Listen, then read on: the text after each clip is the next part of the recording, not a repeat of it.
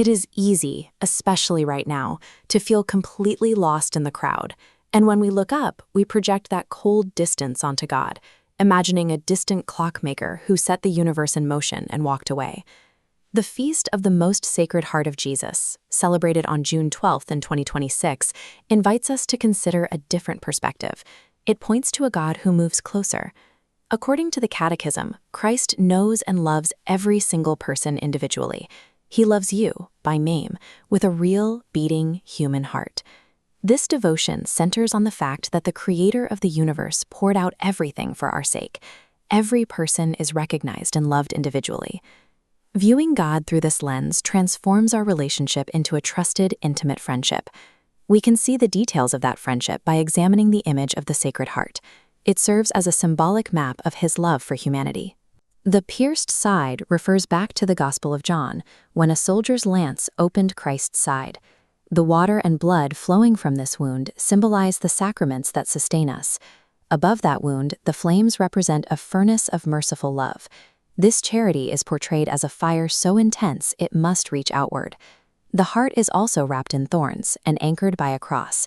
These remind us of human sin and the cost He paid to reach us. Finally, the rays of light emitting from the center show His grace and mercy entering our daily lives. As Pope Francis recently wrote in Dilexit Nos, these symbols create a safe harbor where the Lord whispers to us, "Take heart." This symbol became a universal devotion in the 1670s, inside a quiet convent in Paray-le-Monial, France. It was here that Christ chose a humble nun named Margaret Mary to receive a series of revelations. During these encounters, Jesus revealed His heart on a throne of flames and spoke directly. He said, "Behold this heart, which has so loved men, that it has spared nothing, even to exhausting and consuming itself."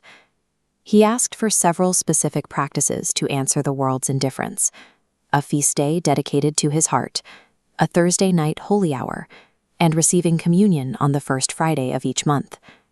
Along with these requests, Christ gave Margaret Mary 12 promises.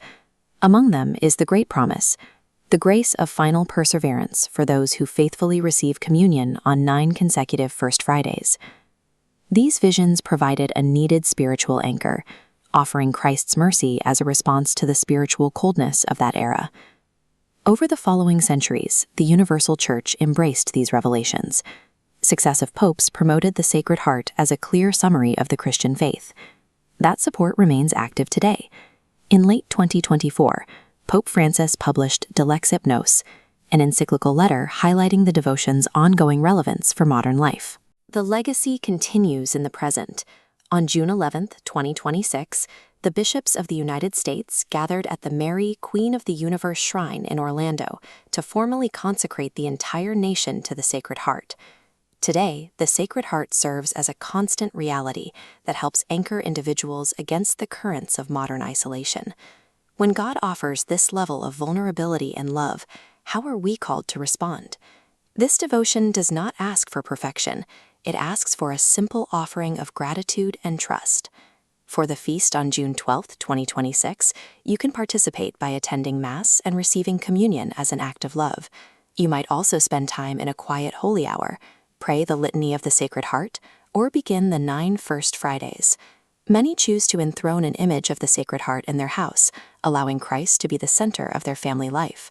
No matter what heavy anxieties or daily burdens you are carrying, you can place your entire heart directly into His. It leads to a simple, direct refrain: "Sacred Heart of Jesus, I trust in you.